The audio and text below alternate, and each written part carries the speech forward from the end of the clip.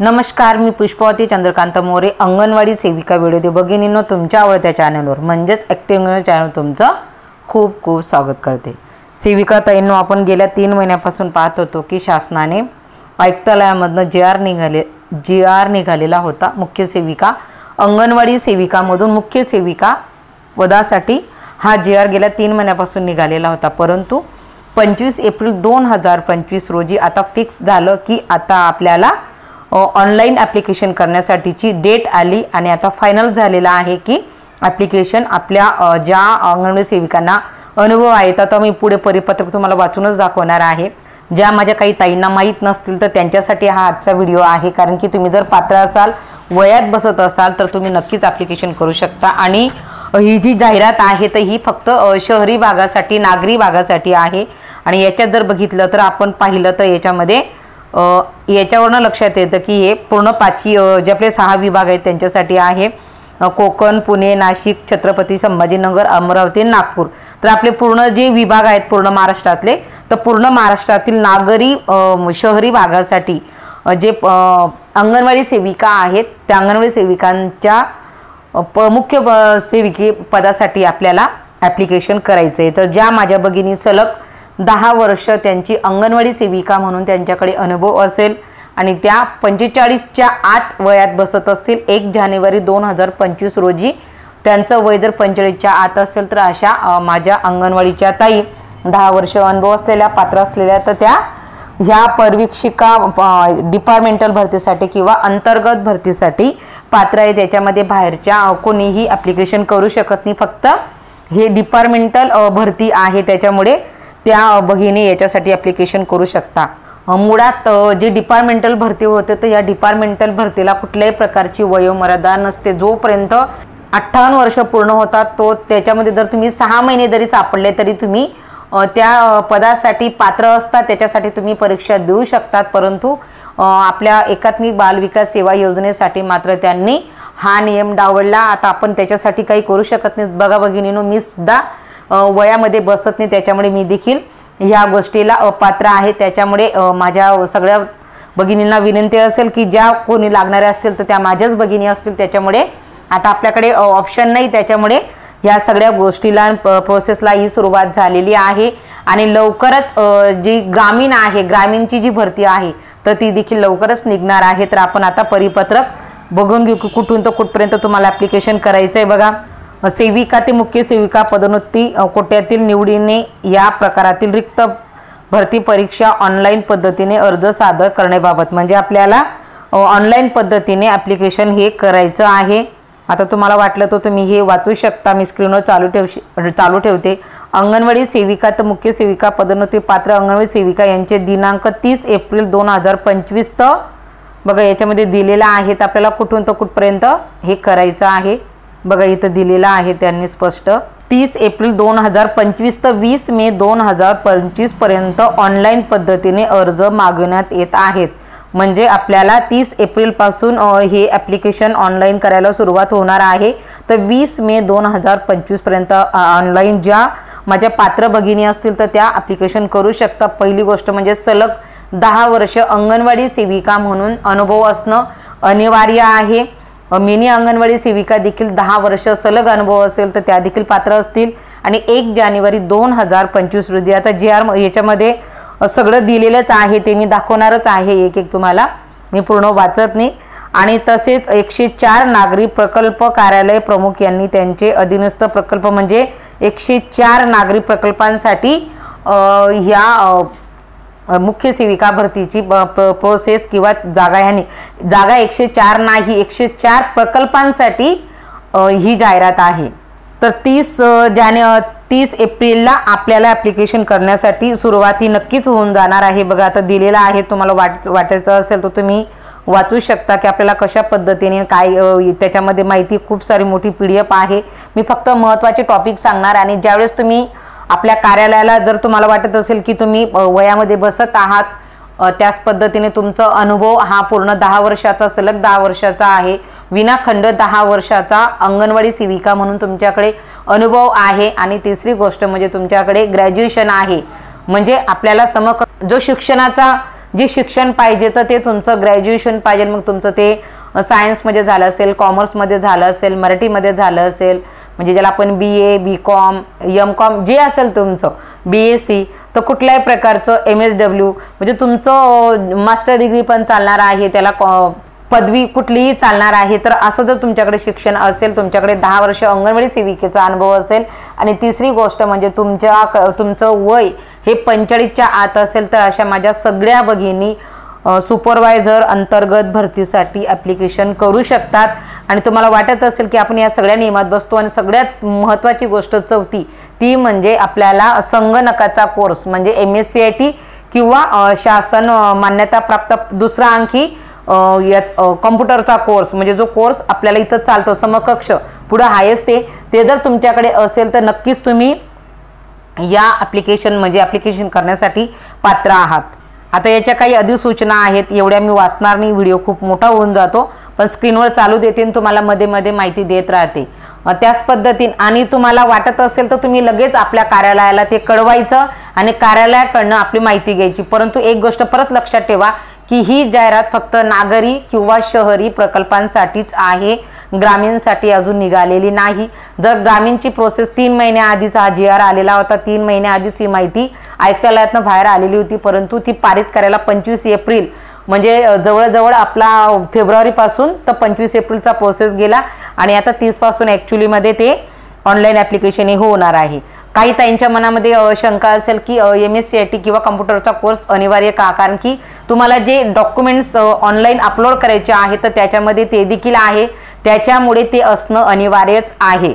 मग तुम्ही MSCIT केलं असेल किंवा समकक्ष दुसरा कम्प्युटरचा कोर्स केला असेल तर त्याचं प्रमाणपत्र देखील चालणार आहे. फक्त तेवढं ते आपल्या कार्यालयाला दाखवून तुम्ही हे करायचं. त्याच्यानंतर तुम्हाला कार्यालयाकडनं तसं अनुभव सर्टिफिकेट देखील घेणं अनिवार्य आहे. तुम्हाला वाटत असेल की या ज्या 3-4 गोष्टी मी सांगितल्या त्याच्यात तुम्ही पात्र आहात तर नक्कीच तुम्हाला मात्र आपल्या कार्यालयाला भेटायचं आहे आणि कार्यालयाला विचारायचं आहे, कारण कार्यालय आपल्याला या सगळ्या गोष्टींमध्ये नक्कीच मदत करणार आहे. कारण की ही डिपार्टमेंटल भरती आहे किंवा अंतर्गत भरती आहे, याच्यासाठी बाहेरचं कुणीही ॲप्लिकेशन करू शकत नाही, त्याच्यामुळे आपल्यालाच प्राधान्य आहे. फक्त आपण ह्या निकषामध्ये बसणं अनिवार्य आहे. आणि 5वी महत्त्वाची गोष्ट म्हणजे ही परीक्षा ऑनलाईन पद्धतीनेच होणार आहे. फक्त आता याच्यामध्ये एवढंच बदल राहणार आहे की 60 मार्कांसाठीचे जे प्रश्न आहेत ते आपले एकात्मिक बालविकास सेवा योजनेच्या ज्या योजना आहेत तर त्यांच्या संदर्भात आहेत, आणि बाकीचं जी परीक्षा सरळ सेवेला होते सेम त्याच पद्धतीने राहणार आहे, त्याच पद्धतीचा फॉर्मॅट हा राहणार आहे. मी पुढे तुम्हाला दाखवते. खूप साऱ्या माहिती आहेत, तुम्हाला वाटत असेल तुम्ही स्क्रीनशॉट काढा, त्याच्यानंतर मी तुम्हाला आता आपल्याला काय काय डॉक्युमेंट अपलोड करायचे ते देखील सांगून देते. बघा, जर तुम्ही इथं बघितलं की आपल्याला कुठल्या कुठल्या गोष्टी आपल्याला हे करायच्या आहेत किंवा त्या महत्त्वाच्या आहेत तर त्या बघून घ्या. बघा, हे तुम्हाला वाटत असेल तर तुम्ही स्क्रीनशॉट काढू शकता की आपल्याला शैक्षणिक अर्हता आणि अनुभव ह्या गोष्टी खूप महत्त्वाच्या आहेत डिपार्टमेंटल भरतीला. बघा, हे ज्या गोष्टी आहेत त्या खूप महत्त्वाच्या आहेत. निवड सूची वर्षामध्ये नमूद पदासाठी अर्ज करणे कामी प्रसिद्धी शासनाच्या 8 मे 2023च्या अधिसूचने नुसार 1 जानेवारी 2025 रोजी उमेदवाराने पुढील प्रमाणे शैक्षणिक अर्हता पूर्णता साधारण करणे आवश्यक आहे. म्हणजे 1 जानेवारी 2025च्या आतच तुम्हाला या सगळ्या गोष्टी तुमच्याकडे असणं आवश्यक आहे. तर बघा, संविधानिक विद्यापीठाची पदवी धारण करणारी कोणतीही शाखेची पदवीधर, तुम्हाला मी आधीच बोलले. त्याच्यानंतर अंगणवाडी सेविका या पदावर विनाखंड व नियमित 10 वर्ष सेवा पूर्ण व सद्यस्थितीत कार्यरत असणारे कर्मचारी पात्र असतील. म्हणजे जे आता कामावर आहेत, म्हणजे सोडून दिलेल्या चालणार नाहीत, फक्त ज्या काम करत आहेत विनाखंड 10 वर्ष त्यांच्याकडे अनुभव आहे आणि त्या आज रोजी अंगणवाडी सेविका म्हणून काम करत आहेत त्या पात्र आहेत. त्याच्यानंतर हिंदी व मराठी भाषा पास अथवा सुट्टीस पात्र. त्याच्यानंतर MSCIT अथवा समकक्ष अर्हता पात्र. म्हणजे बघा, MSCIT असेल किंवा समकक्ष त्याच्यासारखी दुसरी संगणकाची जर तुमच्याकडे परीक्षा तुम्ही दिलेली असेल त्याचं प्रमाणपत्र असेल तर ते देखील चालणार आहे. त्याच्यानंतर वेतन श्रेणी देखील इथं दिलेली आहे की बघा, AS 13 म्हणजे 35,400 तर 1,12,400 ह्या पद्धतीचं हे पगाराचं स्वरूप आहे. आपल्याला आधी हे सगळ्या गोष्टी बघून घ्यायच्या आहेत. बघा, ह्या सगळ्या गोष्टी आपल्याला लागणार आहेत. तर तुम्हाला सांगितल्याप्रमाणे ही कम्प्युटर बेस्ड एक्झाम आहे, तर आपल्याला कम्प्युटर बेस्ड एक्झामच स्वरूप असल्यामुळे आता सरळ सेवा ज्या परीक्षा झाल्या तर त्या परीक्षेप्रमाणेच ह्या देखील परीक्षा होणार आहे. फक्त जे मार्क्स किंवा जे प्रश्न आहेत तर ते प्रश्न थोडे जे 60 मार्कासाठी आहेत तेवढेच प्रश्न फक्त हे डिपार्टमेंटचे असणार, बाकीचे सगळे त्याच पद्धतीने असणार. आता ती मी तुम्हाला दाखवून देते ते कशा पद्धतीने असेल. तत्पूर्वी आपल्याला कुठले कुठले कागदपत्र बघा इथं संलग्न अथवा अपलोड करायची. याच्यामुळे कम्प्युटरचं जे तुमच्याकडे सर्टिफिकेट आहे ते ज्यावेळेस तुम्ही ॲप्लिकेशन करायला जाल त्यावेळेस तुम्हाला तुमच्याकडे ते असणं खूप महत्त्वाचं आहे. त्याच्यामुळे MSCITचं सर्टिफिकेट असल्याशिवाय कार्यालय तुम्हाला अनुभवाचं देणार नाही. मला 1-2 ताईंनी प्रश्न विचारलेला होता तर त्याचं उत्तर याच्यामध्ये आहे की आपल्याला ते अपलोड करायचं त्यावेळेस तुम्ही ऑनलाईन आणि तुमच्याकडे अजून जर तुम्ही कोर्स करत असाल तुमच्याकडे जर अजून सर्टिफिकेट मिळालं नसेल तर तुम्हाला 20 मे शेवटची तारीख आहे. त्याच्यामुळे तुम्ही त्याच्या आधी ते प्रमाणपत्र ताब्यात घ्या आणि त्याच्यामुळे तुम्हाला ते ॲप्लिकेशन करायला अडचण येणार नाही, कारण की तुम्हाला ते डॉक्युमेंट्स अपलोड करायचे आहेत. तर बघा अपलोड करायचे कागदपत्र कुठले आहेत ते तुम्ही बघू शकता की आधार कार्ड, MSCIT प्रमाणपत्र, पॅन कार्ड, ड्रायव्हिंग लायसन म्हणजे पासपोर्ट यापैकी बघा इथं दिलेले आहेत कुठलं कुठलं आहे. त्याच्यानंतर वयाचा पुरावा, जन्म नोंदणी दाखला, शाळा सोडल्याचा दाखला, बोनाफाईड प्रमाणपत्र यापैकी कुठलं जे असेल. आपल्याकडे LC सगळ्यांकडे असते. त्याच्यानंतर 10वी 12वी किंवा डिप्लोमा संवर्धित विद्यापीठाची पदवी प्रमाणपत्र जे तुमच्याकडे आहे ते सगळे तुम्हाला अपलोड करायचे आहेत. जात प्रमाणपत्र, कास्ट सर्टिफिकेट, त्याच्यानंतर विविध नमुन्यातील प्रमाणित गॅजेट प्रत. तुमच्या नावात बदल झाला असेल तर तुम्हाला गॅजेट करून ते जोडावं लागणार आहे. जर तुमच्याकडे अजून तो प्रॉब्लेम असेल तर तुम्हाला जो कालावधी आहे 20 दिवसाचा तर याच्यामध्ये तुम्ही त्या गोष्टी करू शकता. त्यानंतर 10वी प्रमाणपत्र, हिंदी मराठी भाषेचे ज्ञान असल्याचा पुरावा म्हणजे तुमचं शिक्षण हिंदी जे तुम्ही शिकत आहात तर त्यांच्यामुळे तुमच्याकडे हिंदी आणि मराठी हा विषय तुमचा घेतलेला असणं अनिवार्य आहे. त्याच्यामुळे ह्या विषयाला किती महत्त्व आहे हे लक्षात ठेवा. ते असलायलाच पाहिजे तरच तुमचं, नाही तर तुम्ही त्याच्यामुळे देखील फेल होऊ शकता किंवा पात्र असू शकत नाही, अपात्र होऊ शकता. त्याच्यामुळे हिंदी किंवा मराठीचं तुमच्याकडे गुणपत्रक असणं आवश्यक आहे. त्याच्यानंतर संगणक ज्ञान पुरावा बघा इथं MSCIT किंवा समकक्ष हे देखील त्यांनी दिलेलं आहे. त्याच्यानंतर लहान कुटुंबाचे प्रतिज्ञापत्र तर हे देखील आवश्यक आहे. अंगणवाडी सेविका भरतीच्या वेळेस देखील हे आवश्यक होतं आणि सुपरवायझर पदासाठी देखील ते आवश्यक आहे. त्याच्यानंतर अनुभव प्रमाणपत्र, संबंधित बालविकास प्रकल्प अधिकारी यांनी निर्गमित केलेले पदोन्नती पात्रता विहित नमुना प्रमाणपत्र म्हणजे काय आपल्याला डिपार्टमेंट कार्यालयच आपल्याला ते प्रमाणपत्र देणार आहे. ते कार्यालय देत असताना त्यांच्याकडे जो सगळा डाटा आहे तो आपला असतोच आणि त्याच्यानुसार जर तुम्ही पात्र असाल तर 100% आपल्याला कार्यालय देणार. तर ह्या सगळ्या गोष्टी तुम्हाला अपलोड करायच्या आहेत. त्याच्यामुळे बघा आधार कार्ड देखील आहे, SSC प्रमाणपत्र देखील आहे, खूप साऱ्या गोष्टी आहेत. पॅन कार्ड आहे तर ड्रायव्हिंग लायसन आपल्याकडे असणार नाही तर ड्रायव्हिंग लायसन सोडलं तर पासपोर्ट. या सगळ्या गोष्टी आपल्याला अर्जातील नावाचा पुराव्यासाठी या गोष्टी आहेत. मग आपल्याकडे आधार कार्ड असतं, SSCचं प्रमाणपत्र याच्यातलं कदाचित 1 किंवा 2 असू शकतात. परंतु तुमच्याकडे आज तुम्हाला जाहिरात जशी कळली तसं सगळ्या गोष्टी जर नसतील तर तुम्हाला अजूनही कालावधी आहे. म्हणजे जवळजवळ 20 मे म्हणजे तुमच्याकडे 24 दिवस अजून आहे. तर त्या 24 दिवसामध्ये तुम्ही ह्या गोष्टी नसतील तर तुम्ही त्या गोष्टी करू शकतात. म्हणून मी व्हिडिओच्या माध्यमातून सांगितलं की हे सगळं तुम्हाला अपलोड करायचं आहे. म्हणून अपलोड करायच्या आधी तुमच्या हातात असणं खूप महत्त्वाचं आहे.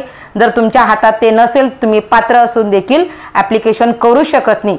म्हणूनच मी आजच्या व्हिडिओच्या माध्यमातून तुम्हाला सांगितलं की ज्या महत्त्वाच्या गोष्टी फक्त मी तेवढ्याच सांगणार आणि त्याच्यानंतर आता आपल्याला परीक्षेचं स्वरूप एवढं समजून घेऊ आणि मी व्हिडिओला स्टॉप करणार. बघा परीक्षेचं स्वरूप देखील तुम्ही बघू शकता. वर जर तुम्ही म्हटलं विषय बघा इंग्रजी मराठी, इंग्रजीसाठी 10वीच्या शिक्षणाच्या नॉलेजवर इंग्रजीचे प्रश्न असतील 10 प्रश्न असतील. त्याच्यानंतर मराठीला 10वीच्याच शिक्षणाच्या बेसवर 20 प्रश्न असतील 40 मार्कासाठी आणि त्याच्यानंतर सामान्य ज्ञान, संख्यात्मक, तर्कशुद्ध चाचणी याच्यासाठी 12वीच्या याच्यावर शिक्षणावर आधारित बघा या सगळ्या गोष्टी मी सांगत आहे. त्याच्यावर आधारित तुम्हाला 40 प्रश्न असतील. म्हणजे हे 80 मार्कासाठी, 40 मार्कासाठी, 20 मार्कासाठी आणि 60 मार्कांसाठी 30 प्रश्न हे आपल्या एकात्मिक बाल विकास सेवा योजना ज्या योजना आहेत, विविध योजना कायदे यांच्या संदर्भात आहेत. फक्त एवढंच जे 60 मार्क्स आहेत तर हे फक्त आपल्या डिपार्टमेंटला आहेत आणि बाकीचे जे वरचे आहेत तर ते जे आपण पाहिले 140 जे गुण आहेत तर ते जे सरळ सेवा पद्धतीने होतात त्याच पद्धतीच्या आहेत. आणि त्याच्यानंतर 272 ह्या मुख्य सेविकेच्या जागा आहेत. एवढं म्हणजे दिव्यांगांसाठी 11 आहेत, दिव्यांग 11 सोडल्या की 261 जागा या पूर्ण महाराष्ट्रभरातून आहेत, म्हणजे एकूण 272 जागांसाठी ॲप्लिकेशन करता येणार आहे.